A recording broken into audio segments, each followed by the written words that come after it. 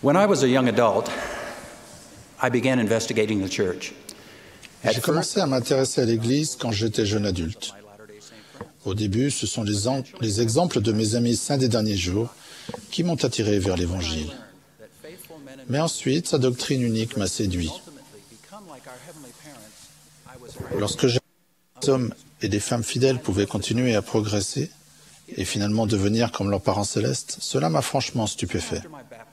J'ai aimé ce concept, il m'a paru vrai. Peu après mon baptême, alors que j'étudiais le sermon sur la montagne, je me suis aperçu que Jésus a enseigné cette même vérité concernant la progression éternelle dans la Bible. Il a dit « Soyez donc parfaits comme votre Père céleste est parfait ».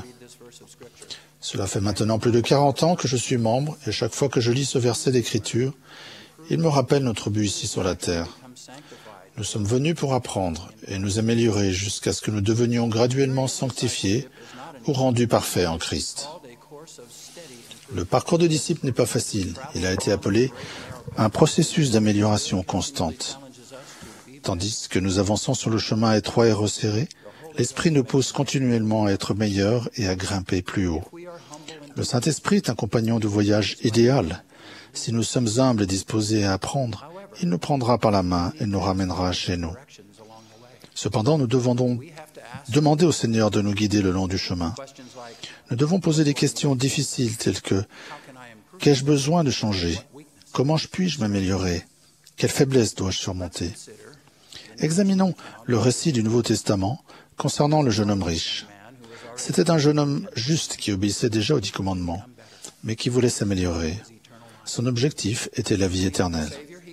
Quand il a rencontré le Sauveur, il a demandé « Que me manque-t-il encore ?» Jésus a répondu immédiatement par un conseil spécialement destiné au jeune homme riche. Jésus lui dit « Si tu veux être parfait, va, vends ce que tu possèdes, donne-le aux pauvres. Puis viens et suis-moi. » Le jeune homme a été stupéfait. Il n'avait jamais envisagé un tel sacrifice. Il était suffisamment humble pour demander au Seigneur, mais pas assez fidèle pour suivre le conseil divin qu'il a reçu. Nous devons être disposés à agir quand nous recevons une réponse. Harold Billy a enseigné, si nous voulons devenir parfaits, si nous voulons atteindre la perfection, nous devons tous un jour nous poser cette question. Que me manque-t-il encore ? J'ai connu une mère fidèle qui s'est humiliée et a demandé « Qu'est-ce qui m'empêche de progresser ?» Dans son cas, la réponse de l'Esprit est venue immédiatement. « Arrête de te plaindre. » Cette réponse l'a surprise. Elle n'avait jamais pensé être quelqu'un qui se plaint. Cependant, le message du Saint-Esprit était très clair. Dans les jours et les semaines qui ont suivi, elle a pris conscience de son habitude de se plaindre. Reconnaissante de l'incitation à s'améliorer, elle a décidé de compter ses bénédictions au lieu de ses difficultés. Quelques jours plus tard, elle a ressenti l'approbation chaleureuse de l'Esprit. Un jeune homme humble, qui ne semblait pas pouvoir trouver la bonne jeune fille à fréquenter, a demandé l'aide du Seigneur. Il a demandé « Qu'est-ce qui m'empêche d'être un homme qui convient ?» Cette réponse lui est venue à l'esprit dans le cœur. « Purifie ton langage. » À ce moment, il s'est rendu compte que plusieurs expressions grossières faisaient partie de son vocabulaire et il s'est engagé à changer. Une sœur seule a courageusement posé la question « Que dois-je changer ?» Et l'Esprit lui a murmuré « N'interromps pas les gens quand ils parlent. » Le Saint-Esprit donne vraiment des conseils personnalisés. C'est un compagnon complètement honnête qui nous dira des choses que personne d'autre ne sait ou n'a le courage de dire.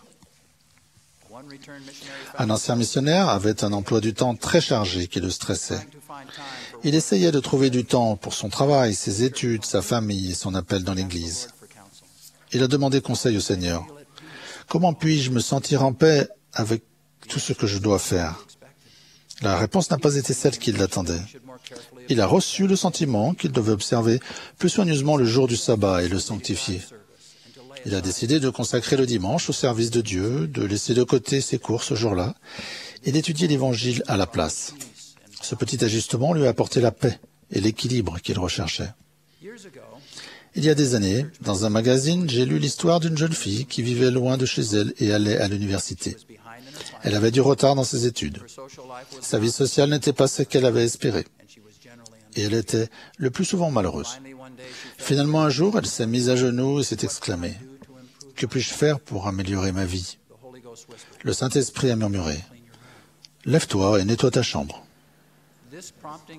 L'inspiration l'a complètement surprise, mais c'était l'incitatif dont elle avait besoin. Après avoir pris le temps d'organiser et de ranger, elle a senti le Saint-Esprit emplir sa chambre et alléger son cœur. Le Saint-Esprit ne nous dit pas de tout améliorer tout de suite. S'il le faisait, nous serions découragés et nous abandonnerions. Le Saint-Esprit opère avec nous à notre vitesse, une étape à la fois, ou comme le Seigneur l'a enseigné, ligne sur ligne, précepte sur précepte. Il a ajouté, « Et bénis sont ceux qui écoutent mes préceptes, car à celui qui reçoit, je donnerai davantage. » Par exemple, si le Saint-Esprit vous a incité à dire merci plus souvent, et que vous répondez à cette inspiration, il peut ressentir qu'il est temps que vous passiez à quelque chose de plus difficile, comme apprendre à dire « Je suis désolé, c'était de ma faute ». Le moment idéal pour demander « Que me manque-t-il encore ?» est quand nous prenons la Sainte Seine. L'apôtre Paul a enseigné que c'est le moment où chacun de nous doit s'examiner.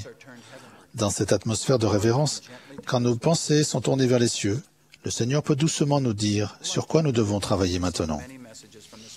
Comme vous, au cours des années, j'ai reçu de nombreux messages de l'Esprit qui me montraient comment je pouvais m'améliorer.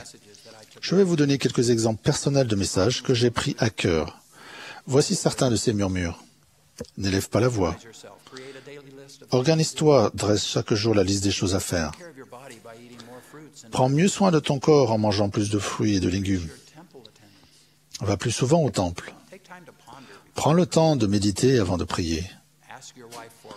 Demande conseil à ta femme. Sois patient quand tu conduis. Ne dépasse pas la limite de vitesse. Je continue à y travailler. C'est l'expiation qui rend possible la perfection ou la sanctification. Nous ne pourrions jamais le faire seuls, mais la grâce de Dieu suffit pour nous aider. David A. Bednar l'a fait observer un jour. La plupart d'entre nous comprennent clairement que l'expiation est pour les pécheurs. Cependant, je ne suis pas sûr que nous sachions et comprenions que l'expiation est aussi pour les saints, pour les hommes et les femmes vertueux qui sont obéissants, dignes et consciencieux, et qui s'efforcent de devenir meilleurs. Je suggère à chacun de vous de participer bientôt à un exercice spirituel, peut-être même ce soir, pendant que vous priez. Posez humblement au Seigneur la question suivante. Qu'est-ce qui m'empêche de progresser? En d'autres termes, que me manque-t-il encore? Puis attendez calmement la réponse. Si vous êtes sincère, la réponse deviendra bientôt claire. Ce sera une révélation qui n'est destinée qu'à vous. L'Esprit vous dira peut-être que vous devez pardonner à quelqu'un. Ou bien vous recevrez peut-être le message d'être plus sélectif quant au film que vous regardez ou à la musique que vous écoutez. Vous pouvez recevoir l'inspiration d'être plus honnête dans vos transactions d'affaires ou plus généreux dans vos offrandes de jeûne. Les possibilités sont infinies. L'Esprit peut nous montrer nos faiblesses, mais il est aussi capable de nous montrer nos points forts. Parfois, nous devons demander ce que nous faisons de bien afin que le Seigneur puisse nous élever et nous encourager. Lorsque nous lisons notre bénédiction patriarcale, elle nous rappelle que notre Père Céleste connaît notre potentiel divin. Il se réjouit chaque fois que nous faisons un pas en avant. Pour lui, la direction dans laquelle nous allons est toujours plus importante que notre rythme. Frères et sœurs, soyez persévérants et ne vous découragez jamais. Il nous faudra aller au-delà du tombeau avant d'atteindre effectivement la perfection. Mais ici, dans la condition mortelle, nous pouvons en poser les fondements. Notre devoir est d'être meilleur aujourd'hui qu'hier et meilleur demain qu'aujourd'hui. Si la progression spirituelle n'est pas une priorité dans notre vie, si nous ne sommes pas engagés dans un processus d'amélioration constante, nous passerons à côté des expériences importantes que Dieu veut nous donner. Il y a des années, j'ai lu ces paroles de Spencer W. Kimball qui ont eu une influence durable sur moi. Il a dit « J'ai appris que lorsque nous prions de tout notre cœur, lorsque nous avons soif de droiture, lorsque nous abandonnons nos péchés et que nous obéissons au commandement de Dieu, le Seigneur déverse de plus en plus de lumière jusqu'à ce qu'elle ait enfin la force de percer le voile céleste.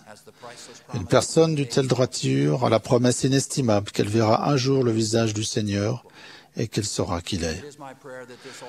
Je prie pour que nous vivions un jour cette expérience suprême en permettant au Saint-Esprit de nous ramener à notre foyer. Au nom de Jésus-Christ. Amen.